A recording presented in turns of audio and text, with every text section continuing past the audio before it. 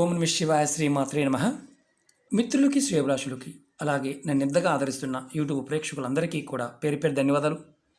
మిత్రులారా, మీ అందరికీ పరాదేవత ఎల్లవెల్లలా మీతో ఉండి మీ మనోవాంఛ నెరవేర్చాలని మనస్ఫూర్తిగా కోరుకుంటున్నాను. ఈరోజు మనం ఒక శక్తివంతమైన అతి తేలికైన సిద్ధి ఉపాయం గురించి తెలుసుకుందాం. చాలామంది మిత్రులు, శ్రేయభిలాషులు, అక్క చెల్లెళ్ళు, గురువుగారు, మాకు ఇంటిలో ఆర్థికమైన సమస్యలు అధికంగా ఉన్నాయి, మాకు అదృష్టం కలిసి రావడం లేదు, మమ్మల్ని దౌర్భాగ్యం వెంటాడుతుంది, మాకు అదృష్టం కలిసి రావాలి, ధనరాబడి నిత్యం ఉండే విధంగా ఏ పూజ చేస్తే, ఏ పరిహారం చేస్తే త్వరగా మాకు కలిసి వస్తుంది అని చాలామంది అడగడం జరిగింది. ఈ సబ్జెక్ట్ మీద చాలా వీడియోలు చేయడం జరిగింది. ఈరోజు మనం మన ఇంట్లో కానీ శివాలయంలో కానీ ఒక తేలికైన అద్భుతమైన ఉపాయాన్ని తెలియచేస్తాను. అంటే ఇది మనం ఇంటి దగ్గరైనా చేయవచ్చు, శివాలయంలో కూడా చేయవచ్చు. ఈ శక్తివంతమైన తేలికైన ఉపాయం సిద్ధి ఉపాయం. అంటే సిద్ధి ఉపాయం అంటే ఖచ్చితంగా ఫలితాన్నిస్తుంది అని అర్థం. మీరు చూస్తున్నారు కదా, శివలింగం, నర్మదా బాణలింగం నేను ఉపయోగించేది మీకు చూపిస్తున్నాను. నిత్యం మనం శివారాధన చేయటం వల్ల ఖచ్చితంగా అదృష్టవంతులు అవుతాము. ధనానికి సంబంధించిన ఇబ్బందులు ఉంటే తొలగిపోతాయి, ధనద్వారాలు తెరుచుకుంటాయి, ధనరాబడి పెరుగుతుంది. ఇందులో ఒక చిన్న ఉపాయం ఉంది. ఆ ఉపాయం ఎలా చేస్తే ఫలితం వస్తుందో చెప్తాను. అలాగే మీకు ఈ వీడియో నచ్చినట్లయితే లైక్ చేయండి, ఛానల్ని సబ్స్క్రైబ్ చేసుకోండి, పక్కనే ఉన్న గంట సింబల్ని యాక్టివేట్ చేసుకోండి, 10 మంది మిత్రులకి షేర్ చేయండి. అలాగే కొత్త ఛానల్ 2 లింక్స్ని డిస్క్రిప్షన్ బాక్స్లో పెట్టడం జరిగింది, వాటిని కూడా సబ్స్క్రైబ్ చేయండి, గంట సింబల్ని యాక్టివేట్ చేసుకోండి. రాబోయే రోజుల్లో వాటిల్లో కూడా కొత్త వీడియోలని పోస్ట్ చేయడం జరుగుతుంది, మీకు అందుబాటులో ఉండడానికి ప్రయత్నం. ఈ ఉపాయాన్ని ఆడవారైనా మగవారైనా చేయవచ్చు. నియమ నిబంధనల పాయింట్ ఆఫ్ వ్యూలో నెలసరి సమయంలో ఉన్నప్పుడు మాత్రం చేయకూడదు. అలాగే ఈ ఉపాయాన్ని మీరు ఇంటి దగ్గరైనా శివాలయంలో అయినా చేయవచ్చు. అలాగే ఈ ఉపాయం చేయడం వల్ల మీకు కలిగే ప్రథమ లాభం ఏంటంటే, మీరు ఏదైతే నేను అదృష్టవంతుని కాదు అనుకుంటున్నారో, నాకు దౌర్భాగ్యం వెంటాడుతుంది అనుకుంటున్నారో అది తొలగిపోతుంది. అలాగే ఈ ఉపాయం చేయడం వల్ల మీకు అదృష్ట ద్వారాలు తెరుచుకుంటాయి. మీకు శారీరక మానసిక సమస్యల నుండి బయటపడతారు, లక్ష్మీ ప్రసన్నత లభిస్తుంది, కీర్తి ప్రతిష్టలు వస్తాయి, గౌరవ మర్యాదలు పెరుగుతాయి, ధనప్రాప్తి కలుగుతుంది. ఇంటిలో నెగటివ్ ఎనర్జీ ఉంటే బయటికి వెళ్ళిపోతుంది. మీ పైన నెగటివ్ ఎనర్జీ ఉన్నా దాని నుండి మీరు బయటపడతారు, ధనం రావడం మొదలవుతుంది, అనారోగ్య సమస్యల నుండి బయటపడతారు. ఇన్ని లాభాలు ఉన్నాయి. చాలా తేలికైన పరిహారం. అలాగే ఎవరైనా మన మీద ఏడుస్తూ ఉండి మన ఏదో చెయ్యాలి అంటే, ఏదో ఒక రకంగా మన ఇబ్బంది పెట్టాలి అని ప్రయత్నం చేసేవారు ఎవరైతే ఉంటారో వారు నిర్వీర్యం అయిపోతారు. ఆశ్చర్యకరమైన విషయం ఏంటంటే, శత్రువు, అంతర్గత శత్రువు, బాహ్య శత్రువు మనతో పాటు ఉండి మనకు తెలియకుండానే మనని నాశనం చేయాలి, మనని అంటే సమాజంలో తక్కువ చేయాలి అని చూసేవారు ఎవరైతే ఉంటారో వారు ఆటోమేటిక్గా నిర్వీర్యం అయిపోతారు. ఎంత గొప్పవారైనా కానీ వారు నిర్వీర్యం అయిపోతారు. ఈ పరిహారానికి ఆ శక్తి ఉంది. చాలామంది ఏంటంటే అంతర్గతంగా ఉండి మనతో మంచిగా ఉండి మన వెనకాల మాట్లాడుతూ మనని డిఫాల్ట్గా ఇబ్బంది పెట్టడానికి ట్రై చేస్తూ ఉంటారు. అంటే అంతర్గత శత్రువులు, వారు నాశనం అయిపోవాలి అని చాలామంది అడుగుతూ ఉంటారు. శివారాధన ఈ విధంగా చేస్తే ఆ శత్రువు అనేవాడు తనకు తానుగా తన గొయ్యి తానే తోకొని దానిలో పూరిపోతారంతే. అంటే బయటకు కూడా రాలేరు. ఎందుకంటే శివారాధన ఈ విధంగా చేసి ఈ పరిహారాన్ని చేసినట్లయితే ఖచ్చితంగా ఎంత గొప్ప శత్రువు అయినా సరే నిర్వీర్యం అయి తీరుతారు. ధనం ఒకటే కాదు, శత్రువులు కూడా లేకుండా పోతారు. మనం చేయవలసింది చిన్న పరిహారం.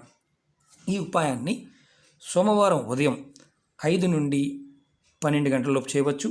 అలాగే సాయంత్రం 5 నుండి రాత్రి 9 గంటల వరకు ఎప్పుడైనా చేయవచ్చు. మీరు ఈ ఉపాయానికి కావాల్సింది ఏంటంటే 7 మిరియాలు, నల్ల మిరియాలు ఉంటాయి కదా, అలాగే గంధం, అలాగే నీరు.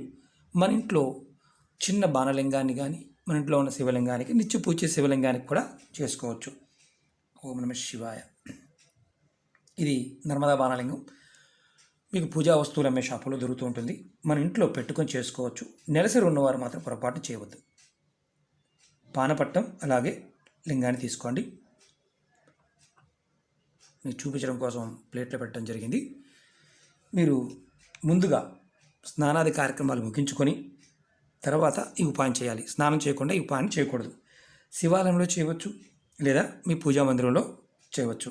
శివలింగానికి ముందు నీళ్లతో అభిషేకం చేసి ఇలా ఓం నమ శివాయ, ఓం నమ శివాయ, ఓం నమ శివాయ, ఓం నమ శివాయ, ఓం నమ శివాయ ఇలా అభిషేకం చేసి తర్వాత మంచి గంధం తీసుకోండి.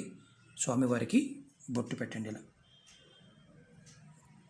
ఇది మీకు చూపించడం కోసం చేస్తున్నాను. స్వామివారికి బొట్టు పెట్టండి.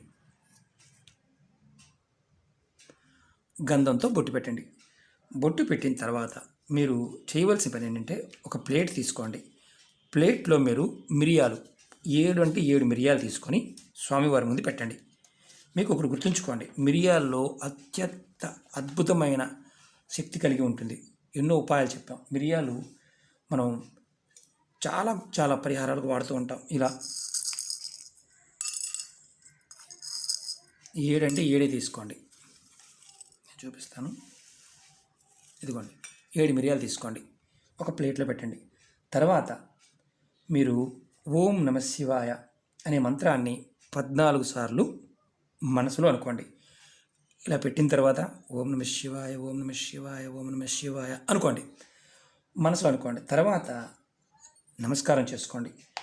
మీరు దీపారాధన చేయమని చెప్పలేదు, నేను ఇంకేం చెప్పలేదు. మీరు చేయవలసింది నీటితో అభిషేకం చేసి గంధంతో బొట్టు పెట్టి స్వామివారి ఎదురుగా ఇలా పెట్టి మీరు ఇప్పుడు ఏదైతే మిరియాలు మీరు పెట్టిన తర్వాత 14 సార్లు మనసులో 14 సార్లు మాత్రమే ఓం నమ శివాయ అనుకుని మీరు శివలింగం ముందు పెట్టిన ఈ మిరియాలని ఇలా కుడి చేతిలో పట్టుకొని మీ తల చుట్టూ 7 సార్లు తిప్పుకోండి.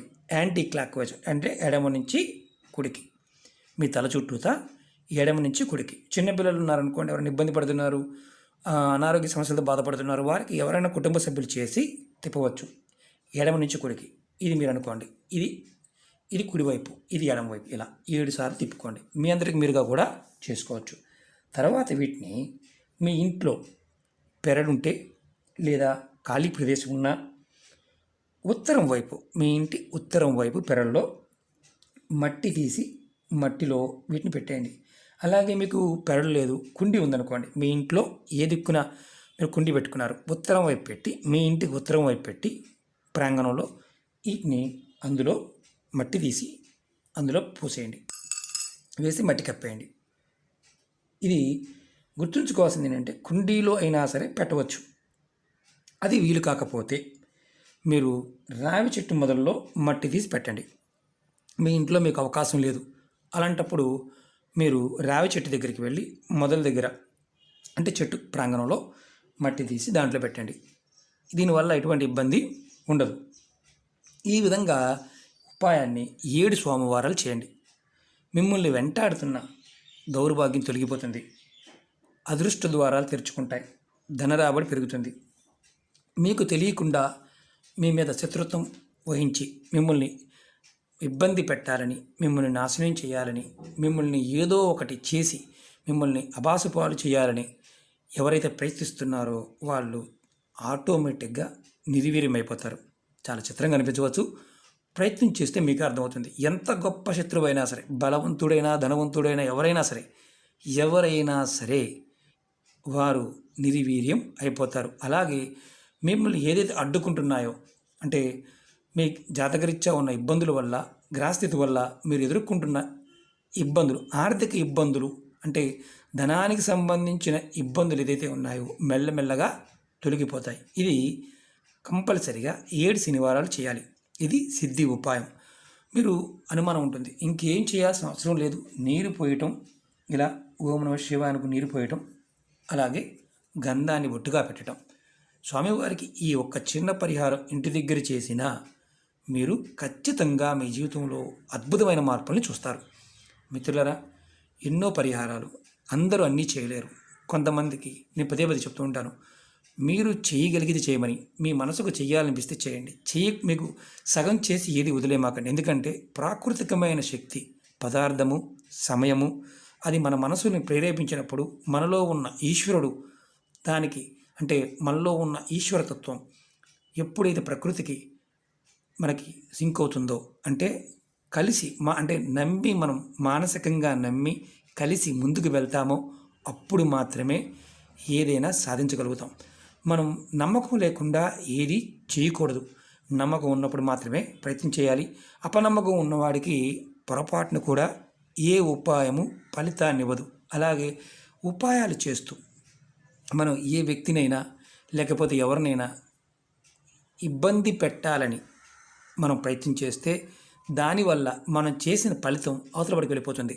కాబట్టి పూజలు చేస్తున్నప్పుడు కానీ జపం చేస్తున్నప్పుడు కానీ మీరు అవతల వాళ్ళ గురించి ఆలోచించడం మానేయండి. మీరు గుర్తుంచుకోండి, శత్రువు ఉన్నాడు, మీకు తెలియకుండా మీ శత్రువు మిమ్మల్ని ఇబ్బంది పెడుతున్నాడు. మీరు కోరుకోవాల్సింది నా శత్రువులు నన్ను ఇబ్బంది పెట్టకుండా ఉండాలి అని కోరుకోండి.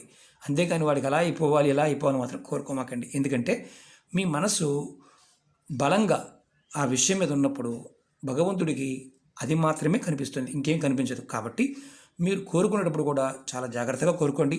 ఏదైనా సంకల్పాన్ని బలంగా ఉండాలి మనసులో. ఆ సంకల్ప స్థితి బలంగా ఉన్నప్పుడు ఫలితం కూడా అంతే త్వరగా వస్తుంది.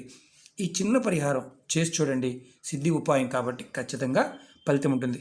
మరి మాకు శివలింగం లేదండి, మరి మా పరిస్థితి, గుడికి వెళ్ళండి. మీకు గుడికి వెళ్ళే అవకాశం లేకపోతే ఎప్పుడైతే గుడికి వెళ్తారో అప్పుడే చేయండి. ఓకే మిత్రులారా, మీకు ఈ వీడియో నచ్చినట్లయితే లైక్ చేయండి, ఛానల్ని సబ్స్క్రైబ్ చేసుకోండి, పక్కనే ఉన్న గంట సింబల్ని యాక్టివేట్ చేసుకోండి, 10 మంది మిత్రులకి షేర్ చేయండి. ఓం నమః శివాయ, శ్రీమాత్రే నమః.